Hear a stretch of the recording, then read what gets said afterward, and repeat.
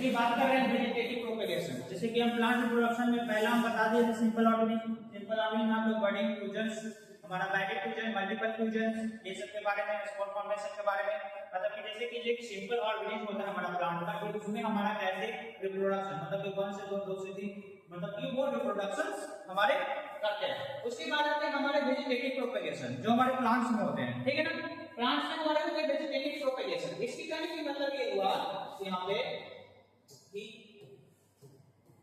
in this type of reproduction to produce new individuals through vegetative parts such as stem, root and leaves, मतलब plants में जो reproductions होंगे उसके vegetative parts से होंगे, या तो स्टेम के थ्रू होगा, या तो हमारे रूट्स के थ्रू हो सकता है, या तो हमारे लिप्स के थ्रू हो सकता है। मतलब इतने, जैसे कि लिप्स के थ्रू हमारे ब्रायोफाइलम का जो पेड़ होता है, ब्रायोफाइलम का जो पौधा होता है, उसके लिप्स में ये न्यू इंडिविजुअल्स, उसके जैसा ही बेबी प्लांट्स का क्या होता है, फॉर्मेशन होता है।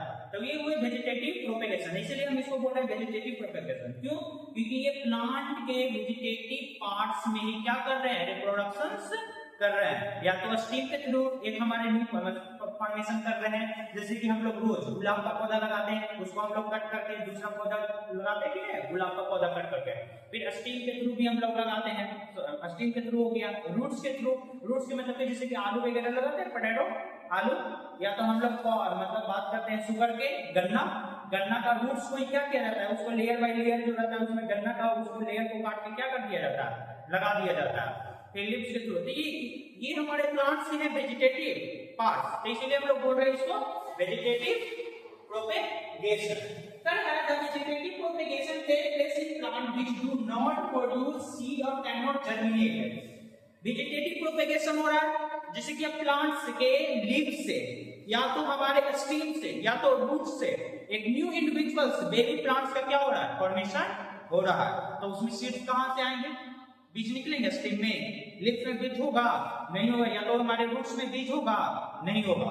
तो उसमें ना तो सीड्स निकलते हैं, ना सीड्स ग्रो करते हैं, ना जब सीड ही नहीं रहेगा तो जर्मिनेट करेगा कौन, अंकुरेगा कौन, जब सीड ही नहीं होगा। तो इसलिए वेजिटेटिव प्रोपेगेशन जब होता है प्लांट्स में, ना तो उसमें सीड का फॉर्मेशन होता है, ना सीड क्या करते हैं, जर्मिनेट करते हैं, क्योंकि ये प्लांट्स के क्या हो रहे हैं, वेजिटेटिव पार्ट से हो रहे हैं, जैसे रूट से हो रहा है, स्टेम से हो रहा है और लिप से हो रहा है, ठीक है। Vegetative propagation occur by naturally method और आर्टिफिशियली मेथड। हम लोग वेजिटेटिव प्रोपेगेशन दो तरह से कर सकते हैं, एक नेचुरली मेथड जो अपने आप होता है, जैसे केला का पौधा लगाते हैं तब बगल में एक और अपने आप केला का पौधा निकल जाता है, तो वो हुआ नेचुरली मेथड। जैसे कि हम लोग और बताते हैं ब्रायोफाइलम में हमारा जो पौधा होता है ब्रायोफाइलम में, उसमें न्यू इंडिविजुअल्स का फॉर्मेशन अपने आप होता है, नहीं कि उसको हमको जाके करना पड़ता है, लगाना पड़ता है। लेकिन एक होता है आर्टिफिशियली, जैसे कि हम लोग गुलाब का पौधा लगाते हैं तो आपको कट मारना पड़ता है, जाके कट, उसके स्टेम को कट करके फिर उसके बाद उसको लगाते हैं, तो वो हो गया हमारा आर्टिफिशियली, ठीक है ना। तो हमारे वेजिटेटिव प्रोपेगेशन जो मेथड होंगे हमारे कितने टाइप के हो जाएंगे, दो टाइप के, एक आर्टिफिशियली होगा, एक हमारा नेचुरली होगा। तो हम लोग सबसे पहले पढ़ेंगे नेचुरली वेजिटेटिव प्रोपेगेशन। नेचुरली जिसमें हम लोग सबसे पहले पढ़ेंगे बाय अंडरग्राउंड स्टीम्स के द्वारा। तो बात करते हैं the stems such as the bulb, rhizomes, corn, tuber and runner help the plant to reproduce vegetative parts. अब स्टीम पौधे के तने में, जैसे कि पोटैटो हमारे क्या है, स्टीम है, पोटैटो हमारे क्या है, स्टीम है, मतलब पौधे का हम क्या खा रहे हैं, जड़ खा रहे हैं, मतलब कि आलू पोटैटो नहीं, पौधे का हम क्या खा रहे हैं, स्टीम, तना है वो, क्योंकि सिर्फ क्या है, वो अंडरग्राउंड में जाके, मतलब ग्राउंड में जाकर उसमें स्टार्च जो कार्बोहाइड्रेट है वो स्टोर हो चुका है, ठीक है ना। तो हम स्टीम खा रहे हैं, नहीं कि वो रूट्स होता है। तो बात करते हैं कुछ, जिसमें पहला का हमारा these are horizontal stems that grow above the ground at certain points. They produce new roots and shoots. जैसे स्ट्रॉबेरी और हमारा घास, स्ट्रॉबेरी का पौधा और ग्रास जो हमारा घास होता है, इसमें क्या होता है, क्या बोला है, horizontal stems grow above the ground, मतलब कि हमारे जो ये रनर्स दिख रहे हैं इसमें क्या होगा, हमारे ये रूट्स है, इसकी जो स्टीम्स होंगे ये ग्रोथ करेगा अंडरग्राउंड में, मतलब अपनी ये यहां से न्यू इंडिविजुअल्स का क्या हो रहा है, फॉर्मेशन हो रहा है। ये रनर कर रहे हैं, मतलब रनर मतलब दौड़ने वाला पौधा, जैसे घास, हमारे घास ग्राउंड पे होते हैं ना, देखता है थोड़ा सा घास होता है, धीरे धीरे धीरे धीरे पूरा बहुत सारा ग्राउंड में घास क्या हो जाता है, बढ़ जाता है। तो क्या हम घास को लगाने जाते हैं? तो हमारा घास होता है नहीं, तो उसमें कैसा होता है ना, वो स्टीम के थ्रू ही क्या होता है, हमारे ग्राउंड के हॉरिजॉन्टली ऊपर की ओर क्या करते हैं, बढ़ना स्टार्ट करते हैं। ठीक है, ये पहला है रनर्स। फिर हमारा है राइजोम्स। राइजोम्स की तरह दीज आर अंडरग्राउंड स्ट्रीम। ये कैसा स्ट्रीम है हमारा, अंडरग्राउंड। कैसा स्ट्रीम है, अंडरग्राउंड स्ट्रीम। कैसा स्ट्रीम है, underground stream that grow horizontally. ये है स्ट्रीम अंडरग्राउंड, बट कैसे ग्रो कर रहे हैं, हॉरिजॉन्टली, मतलब अपवर्ड, वर्टिकली नहीं, कैसे, हॉरिजॉन्टली। एक होता है वर्टिकली, एक होता है हॉरिजॉन्टली। ठीक है ना, तो हम बात करते हैं हॉरिजॉन्टली। हॉरिजॉन्टली मतलब नीचे ऐसे लेकर, हाइट वर्टिकली सीधे खड़ा हुआ। तो ये जो हमारा राइजोम्स है वो क्या करते हैं, स्ट्रीम है that grow horizontally. They have birds that can develop into new plant. इसमें हमारे बर्ड्स होते हैं, क्या होते हैं हमारे बर्ड्स। जैसे क्या होते हैं, न्यू इंडिविजुअल प्लांट्स का क्या होते हैं, फॉर्मेशन होते हैं। जैसे एग्जांपल में हमारा जिंगर हो गया, मोअर्स हो गया, बैम्बू, बांस का पौधा, बैम्बू, बांस आदि, जिंगर, ठीक है ना, बैम्बू, ये सब में क्या होते हैं, ये हॉरिजॉन्टली बढ़ते हैं, हॉरिजॉन्टली बढ़ते हैं, लेकिन क्या होते हैं, इसमें हमारे बर्ड्स होते हैं। जैसे कि बात करते हैं, देखो यहाँ पे हम बात कर रहे हैं राइजोम से, जैसे कि ये जिंगर है, ठीक है, इसमें हमारे ये बर्ड्स दिख रहे हैं, यहाँ पे ये बर्ड्स, इसी से क्या होंगे, न्यू इंडिविजुअल्स, ये नोट्स होंगे यहाँ पे, और फिर यहाँ से क्या करेंगे, वो धीरे धीरे क्या करेंगे, न्यू इंडिविजुअल्स का क्या करेंगे, फॉर्मेशन करेंगे। तो ये राइजोम स्ट्रीमर्स पे किया, यहाँ पे कोई दिक्कत यहाँ पे नहीं। फिर नेक्स्ट आता है हमारा ट्यूबर्स। ट्यूबर्स क्या करा, these are the solid underground stream with eyes or buds that can grow into new plant। मतलब ट्यूबर्स होते हैं ना, इसके अंदर हमारे अंडरग्राउंड स्ट्रीम में ये हमारा आईज होगा और बर्ड्स होगा।